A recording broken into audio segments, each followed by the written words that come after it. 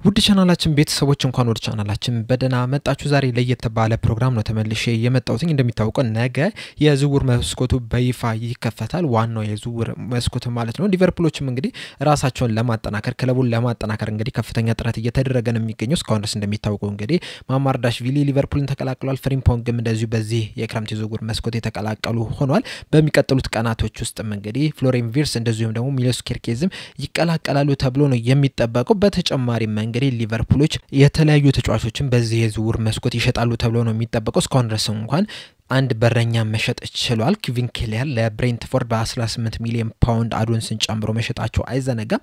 ካሁኑ ግን ሌሎች ተጫዋቾችም ከሊቨርፑል ይለቃሉ ተብሎ ነው የሚጠበቀውና የሊቨርፑል ስኳድን የትኛውን ብናቆይ ይሻላል የትኛውስ ቢሸጥ ይሻላል የሚለውን ነገር እንግዲህ በዛሬው ፕሮግራማችን የምንመለከት ይሆናል። በዚህ ፕሮግራማችን እንግዲህ 28 ተጫዋቾችን የምንመለከት ይሆናል። አዳዲስ የገቡትን ተጫዋቾች አንመለከትም። ነገር ግን አምና ሊቨርፑል ሲጠቀምባቸው የነበሩትን ተጫዋቾች ግን የምንመለከት ይሆናል። እስከመጨረሻ ደቂቃ ድረስ አብራችሁኝ እንድትቆዩ በአክብሮት ጋብዛለሁ። በእናንተ ሐሳብስ የትኛው ተጫዋች መቆየት አለበት የትኛውስ መሸጥ አለበት የሚለውን ነገር ደግሞ እንዳለ ኮሜንት ሴክሽን ላይ በመጻፍ አሳውቁኝ።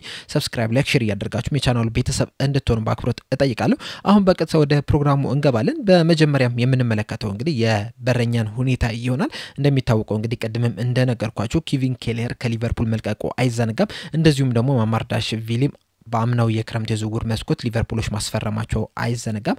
በእርግጥ አንዱን አመት እንግዲህ በቫሌንሺያ በውሰት በዛው እንዲቆይ መደረጉ አይዘነጋምና አሁን ላይ እንግዲህ የሊቨርፑልን ስኳድ በቅርቡ ይቀላቀላል ተብሎ ነው የሚጠበቀው እና ከዛ ውጭ ግን ሊቨርፑሎች በዚህ ሰዓት 3 በረኛ አላቸው። አዲሱን በረኛ ሳይጨምር ማለት ነው። አሊሰን ቤከር፣ ጃሮስ እንደዚሁም ደግሞ ሃርቪ ዴቪስን የምንመለከት ይሆናል። በአሊሰን ቤከር ስንጀምር እንግዲህ አሊሰን ቤከር በሊቨርፑል ቤት እስከ 2027 ድረስ የሚያቆየው ኮንትራት አለው። በዚህ ሰዓትም እንግዲህ በአለማችን ላይ ከሚገኙ ምርጥ በረኞች መካከልም አንደኛው ነውና በሊቨርፑል ቤትም እንግዲህ ይቆያል ተብሎ ነው የሚጠበቀው። እኔም በበኩሌ ይህንን ተጫዋች በሊቨርፑል ቤት እንዲቆይ ነው የምፈልገው። ቢያንስ እንኳን ኮንትራቱ እስኪጠናቀቅ ድረስ በሊቨርፑል ቤት መቆየት መቻል አለበት። ከዛ በኋላ እንግዲህ ጉዳት ሁኔታውም ታይቶ እንደዚሁም ደግሞ የአቋሙም ታይቶ እንግዲህ በሊቨርፑል ቤት ይቆይ አይቆይ የሚለው ነገር የሚወሰን ይሆናል። ነገር ግን ለ2025-26 የውድድር ዘመን ግን በሊቨርፑል ቤት መቆየት አለበት ብዬ አስባለሁ። ሌላኛው በረኛ ደግሞ ጃሮስ ነው። ይሄ ተጫዋች እንግዲህ ባለፉት ቀናቶች ውስጥ ለአያክስ ሊፈርም ይችላል የሚሉ አንዳንድ መረጃዎች ወጥተዋል። በውሰት ነው ይፈርማል እየተባለ የሚገኘው። ለሱም እንግዲህ በውሰት መሄዱ በጣም ጥሩ ውሳኔ ይመስለኛል። ምክንያቱም እንግዲህ ባለፈው ሲዝን 3ኛ በረኛ ሆኖ ነበር ሲያገለግል የነበረው። እንደዚሁም እንግዲህ ሊግ ካፕም መጫወት ይችላል። በፕሪሚየር ሊጉም እንግዲህ ከክሪስታል ፓላስ ጋር በተደረገው ጨዋታ አሊሰን ቤከርን ቀይሮ በመግባት ጥቂት ደቂቃዎችን መጫወት የቻለ በረኛ ነው። በዛም እንግዲህ ጥሩ እንቅስቃሴን ማሳየትም ይችላል። በዚህ ሰዓትም እንግዲህ በሊቨርፑል ቤት ካደጉ ወይም ደግሞ የሊቨርፑልን አካዳሚ አልፎ ከመጡ መካከል እንግዲህ በጣም ብዙ ተስፋ የተጣለበትም በረኛ ነው። ምናልባትም እንግዲህ በቀጣይ አመታት አሊሰን ቤከር ከሊቨርፑል የሚለቅ ከሆነ ይህ በረኛና ማማርዳሽቪሊ ለአንደኝነት ቦታ ይፎካከራሉ ተብሎ ነው የሚጠበቀውና በዚህ ሰዓት እንግዲህ በውሰት ወደ አያክስ መሄዱ ጥሩ ውሳኔ ይመስለኛል። ሃርቪ ዴቪስን ስንመለከት ደግሞ በ2025-26 የውድድር ዘመን በሊቨርፑል ቤት ይቆያል ብዬ ነው የማስበው። መቆየትም አለበት። ምክንያቱም እንግዲህ ሊቨርፑል በዚህ ሰዓት አሌክሰን ቤከርና ማማርዳሽቪሊ ናቸው ያሉት። በእርግጥ አዲሱ በረኛ ቢኖርም ነገር ግን እሱ ደግሞ ከ21 አመት በታች ከ23 አመት በታች ቡድኑ ጋር ነው ይቀላቀላል እየተባለ የሚገኘውና የተሻለ ልምድ አለው ሃርቪ ዴቪስ። ስለዚህ እንደ ሶስተኛ በረኛ ሊቨርፑሎች ሊጠቀሙት ይችላሉ። በተጨማሪም ደግሞ የሆም ግሮን ኮታን ራሱ ማሟላት ይቻላል በዚህ በረኛ። ስለዚህ ቀጣይ ሲዝን ይቆያል። ተከላካዮችን ከተመለከተናቸው ኦቪየስ የሆኑ ምርጫዎች አሉ። ቨርጂል ቫን ዳይክ እና ኢብራሂም ኮናቴ። ቨርጂል ቫን ዳይክ መቆየት አለበት። ኮንትራቱን እስኪጨርስ ድረስ ራሱ ሊቨርፑሎች መልቀቅ የለባቸውም ብዬ ነው የማስበው። ኢብራሂም ኮናቴን ከተመለከትነው ግን ከቨርጂል ቫን ዳይክ ትንሽ ለየት ያለ ነው። በጣም ጎበዝ ተከላካይ ነው። ከቨርጂል ቫን ዳይክም በጣም ድንቅ የሚባል ጥምረት አላቸው። ነገር ግን ደግሞ የሱ ኮንትራት እስካሁን ድረስ አለየለትም። ሁለት ነገሮችን ማንሳት እንችላለን። በሊቨርፑል ቤት የሚያቆየውን ኮንትራት የሚፈርም ከሆነ ከዚህ በኋላ ላሉት አመታት ራሱ በሊቨርፑል ቤት መቆየት መቻል አለበት። ነገር ግን ደግሞ ኮንትራት የማይፈርም ከሆነ ደግሞ ሊቨርፑልን መልቀቅ አለበት ብዬ ነው የማስበው። እንደ ሌሎቹ ተጫዋቾች እንግዲህ በነፃ መውጣት የለበትም። በዚህ ሰዓት እሱን ሸጠን ሌላ ተጫዋች ማምጣት እንምንችልበት ሁኔታ ላይ የምንገኘው። ቢያንስ ለፒኤስጂ ከሸጥነው ይሄን ተጫዋች 50 እና 60 ሚሊዮን ፓውንድ ማግኘት እንችላለን። በዛ ሂሳብ እንግዲህ ሌሎች ተጫዋቾችን ማምጣት እንችላለን። ስለዚህ ኮንትራቱ የሚፈርም ከሆነ በሊቨርፑል ቤት መቆየት አለበት። የማይፈርም ከሆነ ደግሞ ሊቨርፑልን መልቀቅ አለበት ብዬ ነው የማስበው። ሌላኛው ተከላካይ ደግሞ ብራድሊ ነው። ብራድሊ በቀርቦ እንግዲህ 5 አመት ኮንትራት መፈረሙ አይዘነጋም። በተጨማሪም ትሬንት አሌክሳንደር-አርኖልድ ከሊቨርፑል ወጥቷል። ምንም እንኳን ፍሪምፖንግ ሊቨርፑሎች ቢያስፈርሙትም ነገር ግን ደግሞ ብራድሊ ለቀጣይ አመታትም የሊቨርፑል ወሳኙ አካል ይሆናል ተብሎ ነው የሚጠበቀው። ስለዚህ ይህም ተጫዋች እንግዲህ በሊቨርፑል ቤት መቆየት አለበት ብዬ አስባለሁ ሌላኛው የምንመለከተው ደግሞ ኳንዛ ነው ኳንዛም እንግዲህ ገና 22 አመቱ ላይ ነው የሚገኘው ከዚህ በፊትም ስለዚህ ተጫዋች እንግዲህ በተደጋጋሚ ያነሳን ነው የምንገኘው በተለይ ደግሞ በዚህ ክረምት እንግዲህ ይሄ ተጫዋች ሊቨርፑል ሊለቅ ይችላል የሚሉ አንዳንድ መረጃዎች እየወጡ ነው ያሉት እንደኔ ግምት ግን ይሄ ተጫዋች ለቀጣይ አመት በሊቨርፑል ቤት መቆየት አለበት ብዬ ነው የማስበው ምክንያቱም እንግዲህ ገና ወጣት ነው በጣም ብዙ ተስፋ የተጣለበት ተጫዋች ነው ባለ ብዙ ተሰጥኦ ተጫዋች ነውና የተለያዩ ቦታዎችንም ከቨር ማድረግ የሚችል ነው አሰልጣኝ አርነ ስሎት ወደሚፈልጉት ነገር እንግዲህ በደንብ ከገሩት በጣም ጥሩ ተጫዋች መሆን የሚያስችለው አቅም ያለው ይመስለኛል ስለዚህ በሊቨርፑል ቤት ይቆይ ብዬ ነው የማስበው ሌላኛው ተከላካይ ደግሞ ሮበርትሰን እንግዲህ ከሃል ሲቲ ወደ ሊቨርፑል ከፈረመ ጀምሮ ለሊቨርፑል በጣም ድንቅ የሚባል ግልጋሎትን መስጠት ይችላል ትናንትና በወጡ መረጃዎች እንግዲህ አትሌቲኮ ማድሪዶች ይሄንን ተጫዋች ማስፈረም ይፈልጋሉ የሚሉ አንዳንድ መረጃዎች ወጥተዋል እንደዚሁም ተጫዋቹም እንግዲህ ወደ አትሌቲኮ ሜዲ ይፈልጋል እያሉ የሚወጡ መረጃዎች አለ በተለይ ፋብሪዚዮ ሮማኖ በዚህ ዙሪያ እንግዲህ በደንብ ዘግቦታል እኛም እንግዲህ ለናንተ ይዤላችሁ መጥቼ ነበር ትናንትና በነበረ ፕሮግራም እና ይሄ ተጫዋች እንግዲህ እንደኔ ውሳኔ ባይወጣ ደስተኛ ነኝ ምክንያቱም እንግዲህ ኬርኬዝ እንግዲህ ሊቨርፑልን ሊቀላቀል ነው እየተባለ የሚገኘው ኬርኬዝ ገና ወጣት ተጫዋች ነው ገና ብዙ ልምድ ያለው ተጫዋች አይደለም በርግጥ ያለፈውን ሲዝን እንግዲህ ከበርንማውዝ ጋር ጥሩ የሚባል እንቅስቃሴ ቢያደርግም ነገር ግን ደግሞ ትልቅ ቲም ሄዶ በመጮት ደረጃ እንግዲህ ገና ልምድ ያለው ተጫዋች አይደለም ሲቀጥልም ደግሞ የሊቨርፑልና የበርንማውዝ አጮት ራሱ የተለያየ ነው የሚመሳሰል ነገር ቢኖራቸው ነገር ግን በአንዳንድ ነገሮቹ የተለየ ነው ያለውና ያንን ነገር እስኪለም ድረስ ምናልባትም ጊዜ ሊፈልግ ይችላል ስለዚህ እዛ ቦታ ላይ ደግሞ ልምድ ያለው ተጫዋች አጫውት ስታይሉን በደንብ የሚያውቅ የሊቨርፑልን ሜንታሊቲ በደንብ የገባው ተጫዋች እዛ ቦታ ላይ ቢኖር ብዬ አስባለሁ ስለዚህ ሮበርትሰን ቢቆይ ብዬ ነው የማስበው አንድ አመት ብቻ ነው የቀረው በርግጥ በሊቨርፑል ቤት የሚያቆየው ኮንትራት ነገር ግን ደግሞ ከዚህ በፊትም የተመለከተው ነገር አለ አሁን ለምሳሌ እነ ማቲፕን ከተመለከትናቸው በነፃ ነው የወጡት በጣም ጥሩ የሚባል ግልጋሎትን ሰጥተው በነፃ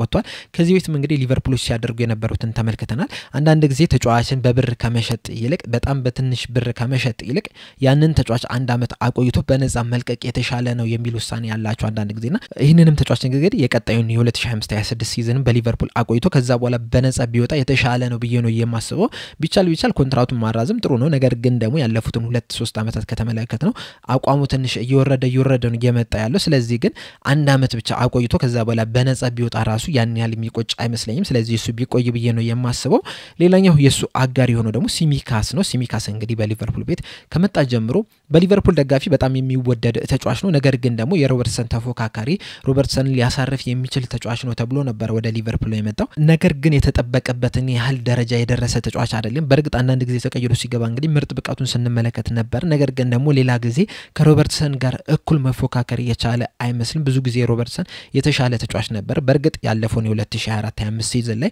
ሮበርትሰን በጣም ተቀዛቅዞ ተመልክተናል በዛም ምክንያቱም እንግዲህ ሲሚካስ ለሱ ጥሩ ተፎካካሪ ሆኖ ተመልክተናል አንዳንድ ጊዜ እንደው ሲሚካስ የተሻለ ሁላ ሲጫወትም የተመለከትንባቸው ጊዜያቶች አሉ ነገር ግን ደግሞ የተጠበቀውን ያህል መሄድ ያልቻለ ተጫዋች ነው በቀጣይ ሲዝንም እንግዲህ ኬርኬዝ ወደ ሊቨርፑል ይቀላቀላል ተብሎ ነው የሚጠበቀው ስለዚህ ኬርኬዝ የቀጣይ አመት ቀዳሚ ተመራጭ ይሆናል ተብሎ ነው የሚጠበቀው ሮበርትሰንም እንግዲህ የኬርኬዝ ተፎካካሪ ይሆናል ነው እየተባለ የሚገኘው ስለዚህ ሲሚካስ በዚህ የክረምት የዝውውር መስኮት መሸጥ አለበት ብዬ ነው የማስበው ሌላኛው ተጫዋች ደግሞ ጎሜዝ ነው ጎሜዝ እንግዲህ ለሊቨርፑል በጣም ጥሩ ግልጋሎትን ነው መስጠት የቻለው በ18 በ19 አመቱ ነበር ሊቨርፑልን መቀላቀል የቻለው ላለፉት 10 አመታትም ሊቨርፑልን ሲያገለግል ነበር በርግጥ ጉዳቶች እንግዲህ በተደጋጋሚ ያጋጠሙት የሚጠበቀበትን ያህል ያላገለገለ ተጫዋች ነው ነገር ግን ሊቨርፑል የ2019-20 የፕሪሚየር ሊግ ዋንጫ በሚያሳካበት ሰዓት ከቨርጂል ቫን ዳይክ ጋር በጣም ድንቅ የሚባልን ጥምረትን ያስመለከተን ተጫዋች ነው ነገር ግን ጉዳቶቹ ግን በተደጋጋሚ እንዳይጫወት አድርጎታል ያለፈውን የ2024-25 ሲዝን ከተመለከተን ራሱ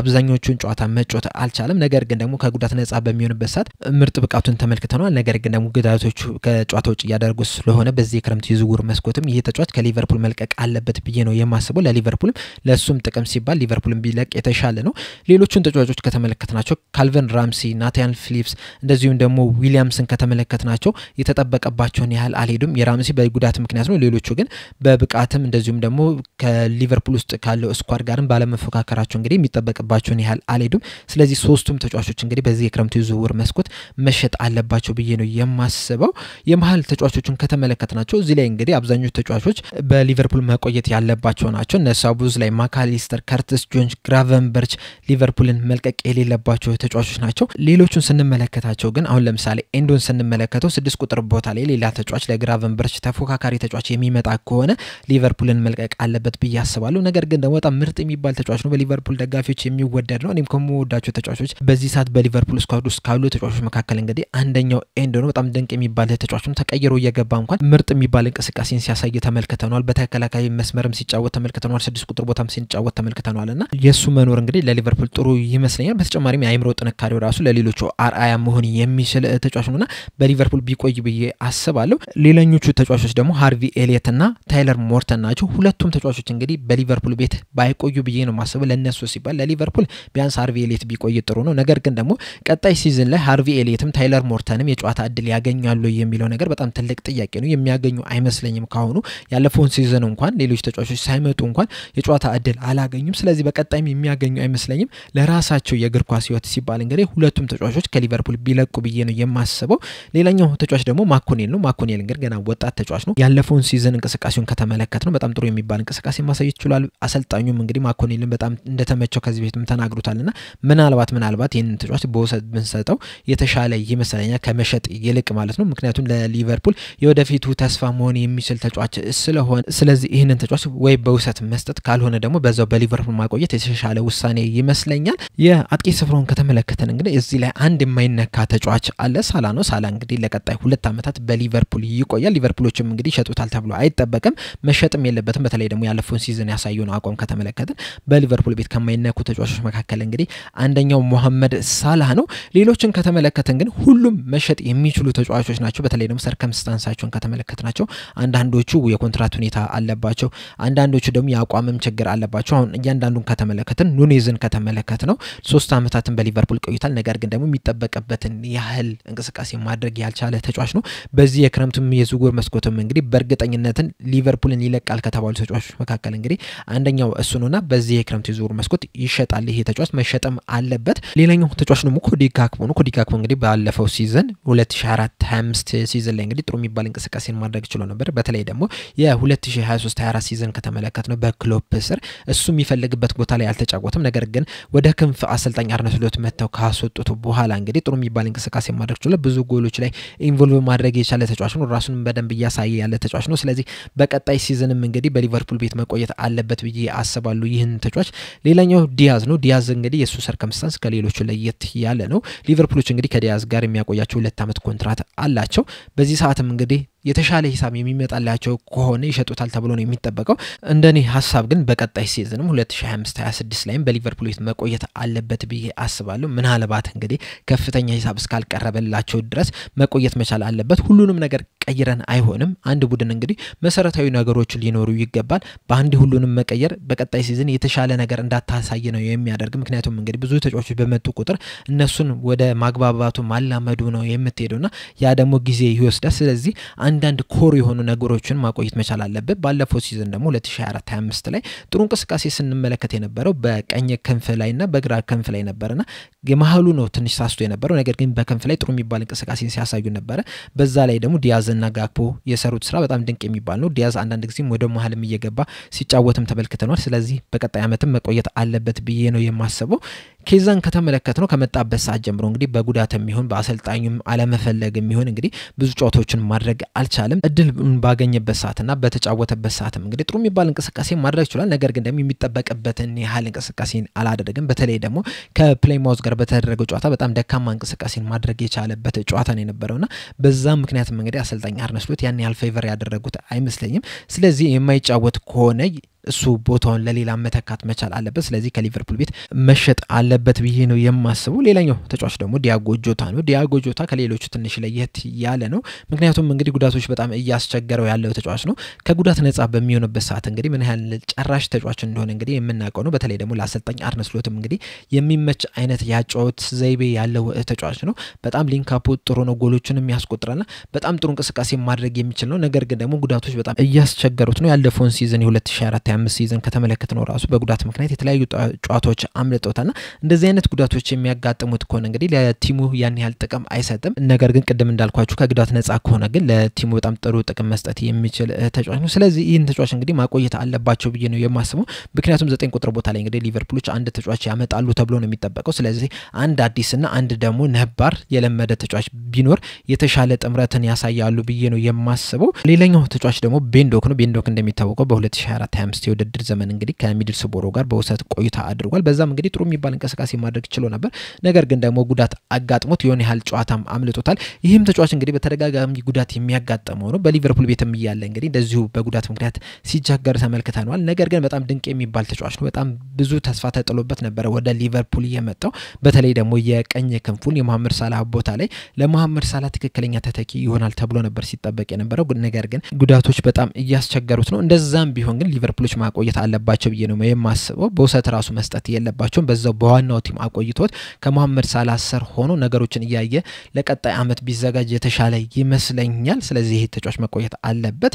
ሌላኛውና የመጨረሻው የምንመለከተው ደግሞ ጄደን ዳንስ ነው። ዳንስ እንደሚታወቀው ባለፈው በ2024-25 የውድድር ዘመን እንግዲህ ሁለተኛው አጋማሽ ላይ ለሰንደርላንድ በውሰት ተሰጥቶ ነበር። ነገር ግን በጉዳት ምክንያት አንድም ጨዋታ ለሰንደርላንድ አልተጫወተም። በዚህ ሰዓትም እንግዲህ እነሱም ድጋሚ በውሰት ለመውሰድ ጥያቄ እያቀረቡ ነው የሚገኙት። ለሱም እንግዲህ ጥሩ የሚሆንለት የሚመስለኝ በውሰት መውጣትን ነው። ምክንያቱም ሊቨርፑሎች በዚህ ሰዓት አዲስ አጥቂ ያመጣሉ ተብሎ ነው የሚጠበቀው።